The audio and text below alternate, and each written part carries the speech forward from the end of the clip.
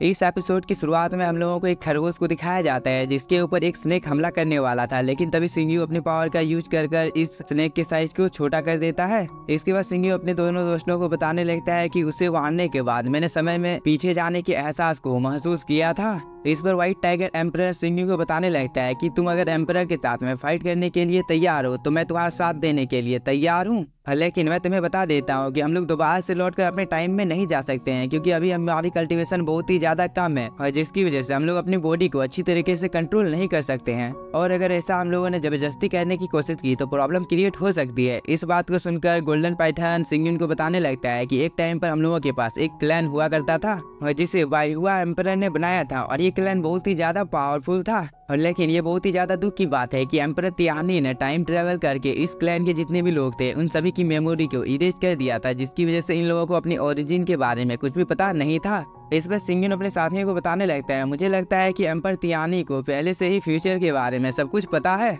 क्योंकि जो कोई भी टाइम में पीछे जा सकता है उसे ऑटोमेटिक पास्ट प्रेजेंट और फ्यूचर के बारे में सब कुछ पता होता है। इस पर व्हाइट टाइगर एम्परर सिंघू को बताने लगता है कि एम्परर तियानी के पास रिकार्नेशन की पावर है जिसकी वजह से हम लोग चाहकर भी उसे नहीं हरा सकते हैं। इस बात से गोल्डन पाइथन भी एग्री करता है और वो बोलता है एम्परर तियानी की पावर बहुत ही ज्यादा है, इसलिए अगर हम तीनों मिलकर भी अगर उसके साथ फाइट करते हैं तो फिर भी हम लोग उसे हरा नहीं सकते हैं। इस पर सिंघू बोलता है, तुम दोनों को चिंता करने की कोई भी जरूरत नहीं है क्योंकि एम्परर तियानी एक इंसान है और इंसान की जरूरी कोई न कोई वीकनेस होती है, बस हम लोगों को एम्परर तियानी के उस वीकनेस के बारे में पता लगाना है। इसके बाद हम लोग बहुत ही आसानी के साथ में एम्परर तियानी को हरा देंगे। इसके बाद सीन शिफ्ट होता है, हम लोगों को एक हॉल का सीन दिखाया जाता है जहाँ पर ये सभी लोग इकट्ठा हुए थे। तभी सिंघू भी इस जगह पर आ जाता है और जिसे देखकर तियानहान बोलती है, सिंघू क्या तुम ठीक हो? इस पर सिंघू बताने लगता है कि तुम लोगों को मेरी चिंता करने की कोई भी जरूरत नहीं है क्योंकि मैं बिल्कुल ठीक हूँ। इसके बाद वह सभी को ड्रिंक करने के लिए बोल देता है। इस बात को सुनकर ये सभी लोग इस जगह पर ड्रिंक करने लगते हैं, लेकिन यह सीन यहीं पर कट होता है। हम लोगों को कुछ देर बाद का टाइम दिखाया जाता है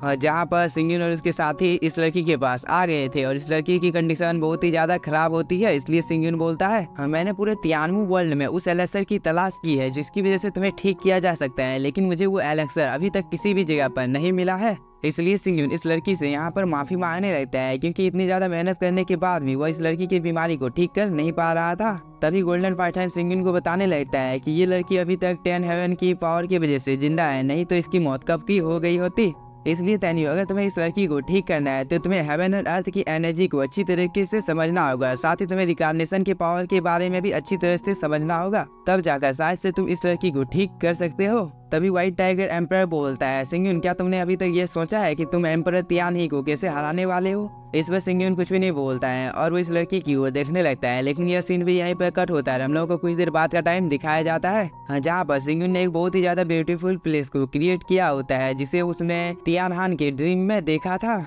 इसके बाद सिंघू यहाँ पर वो सभी चीजें बनाने लगता है जो कि उसने तियानहान के ड्रीम में देखा था। इस चीज को देखकर तियानहान भी बहुत ही ज्यादा खुश हो जाती है और साथ ही सिंघू की बेटी भी बहुत ही ज्यादा खुश हो जाती है क्योंकि उसके सामने यहाँ पर एक झूला झूल रहा था, इसलिए वो बिना कोई टाइम जाए कि इस झूले में बैठ जाती है और सिंघू और तियानहान उसे झूला झुलाने लगते हैं। इसके बाद तियानहान बोलती है, सिंघू आखिरकार तुम इस जगह पर सोच क्या रहे हो क्योंकि तुमने अचानक से ये सब चीजें कर दी है। इस पर सिंघू बोलता है, मैं बहुत ही ज्यादा परेशान था और मुझे अपने माइंड को रिलैक्स करना था, इसीलिए मैं तुम लोगों के साथ एक ब्यूटीफुल टाइम को स्पेंड करने के लिए इस जगह पर आया हूँ ताकि मुझे अच्छा लग सके, और तुम लोगों के साथ टाइम बिताने के बाद मुझे बहुत ही ज्यादा अच्छा लग रहा है। इस पर तियानहान बोलती है, पिछले 3 दिनों में तुमने पहले ही मेरे लिए बहुत कुछ कर दिया है, इसलिए मैं तुम्हें यहाँ पर थैंक यू बोलना चाहता हूँ। इस पर सिंघू बोलता है, थैंक यू बोलने की कोई भी जरूरत नहीं है क्योंकि मैं तुम दोनों को छोड़कर बहुत ही लंबे टाइम से दूर था, इसलिए अब उन सब चीजों को ठीक करने का टाइम आ गया है और आज मैंने इतने दिनों के बाद तुम लोगों के साथ टाइम स्पेंड किया है जिसकी वजह से मुझे बहुत ही ज्यादा अच्छा लग रहा है। इस पर तियानहान बोलती है, सिंघू तुम अचानक से इस जगह पर ऐसी बातें क्यों कर रहे हो क्योंकि तुम्हें तो हम लोगों के साथ में पूरी जिंदगी रहना है। इस पर सिंघू बताने लगता है कि मुझे नहीं लगता है कि आज के बाद मैं तुम लोगों के साथ इतने ज्यादा ब्यूटीफुल टाइम को कभी भी स्पेंड कर पाऊंगा। तभी सिंघू की बेटी बोलती है, फादर मेरा झूला पैर में अटक गया है, इसलिए क्या आप इस चीज को मेरे लिए नीचे उतार सकते हो? इस पर तियानहान बोलती है, तुम खुद तो इस चीज को नीचे उतार सकती हो। इस पर सिंघू की बेटी बोलती है, नहीं फादर इस चीज को मेरे लिए नीचे आएंगे। इसके बाद सिंघू अपनी डॉटर को अपने कंधों के ऊपर उठा लेता है जिसकी वजह से वो बहुत ही ज्यादा खुश हो जाती है। इसके बाद वो यहाँ पर खेलने लगती है, लेकिन इस चीज को देखकर तियानहान थोड़ी सी उदास हो जाती है और वो सिंघू से पूछने लगती है कि आखिरकार तुम्हें क्या हुआ है, क्योंकि तुम्हें देखने से ही कोई बता सकता है कि तुम बहुत ही ज्यादा परेशान हो। इस पर सिंघू बताने लगता है, मैं तो एम्परर तियानी का एक पपेट बनकर रह गया हूँ इसलिए अब मुझे कुछ भी समझ में नहीं आ रहा है कि मुझे क्या करना चाहिए। इस पर तियानहान बोलती है, सिंगिन तुम्हें चिंता करने की कोई भी जरूरत नहीं है, क्योंकि अब तुम इस वर्ल्ड के न्यू एम्परर हो, और अगर तुम एम्परर तियानी को हरा नहीं सकते हो तो तुम उस जगह से बचकर भाग भी सकते हो।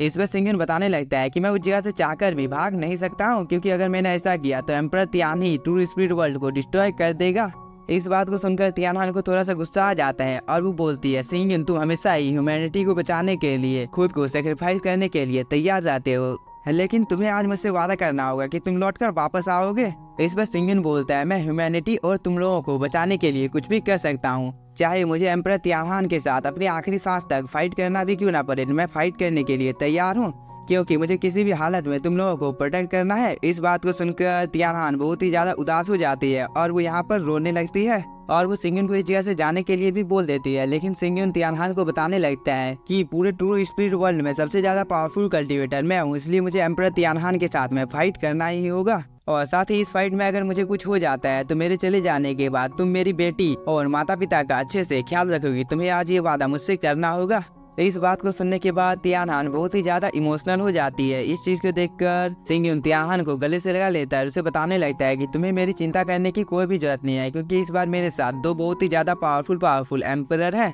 इसलिए ऐसा हो सकता है कि मैं इस फाइट को जीत सकता हूँ, और मैंने तुम्हारे लिए तियानु वर्ल्ड में जाने का इंतजाम भी कर दिया है, हाँ, जहाँ पर हम लोगों की पहले से ही एक रॉयल फैमिली है, और इस जगह पर तुम हम लोगों की बेटी को बड़ा कर सकती हो। इसके बाद सिंगिन तियानहान को अलविदा बोलकर इस जगह से जाने की तैयारी करने लगता है, क्योंकि इसके पास अब बहुत ही ज्यादा कम टाइम बचा हुआ था। इस बात को सुनने के बाद तियानहान बहुत ही ज्यादा इमोशनल हो जाती है और वो एक पेंडेंट को बाहर निकालकर इसे सिंगिन को देने लगती है। इस पर सिंगिन बोलता है, आखिरकार यह चीज क्या है। इस पर तियानहान बोलती है, मैं तुम्हें इस चीज को दे रही हूँ ना, तो तुम चुपचाप इस चीज को रख लो, क्योंकि यह तुम्हें प्रोटेक्ट करेगा और मुझे पूरा उम्मीद है कि तुम दोबारा लौटकर हम लोगों के पास आओगे। इस पर सिंगिन भी इस पेंडेंट को ले लेता है और वो इस जगह से जाने लगता है, जिसे देखकर उसकी बेटी बोलती है, आखिरकार फादर किस जगह पर जा रहे हैं। इस पर तियानहान बताने लगती है कि इस पूरे वर्ल्ड के ऊपर अब अंधेरा छाने वाला है और उसी से फाइट करने के लिए तुम्हारे फादर गए हैं, ताकि उजाले को दोबारा से लाया जा सके। लेकिन इसी के साथ हम लोगों का ये एपिसोड हो जाता है खत्म। तो अगर आप लोगों को वीडियो पसंद आया होगा तो चैनल को सब्सक्राइब कीजिए और वीडियो को like. Thank you for watching.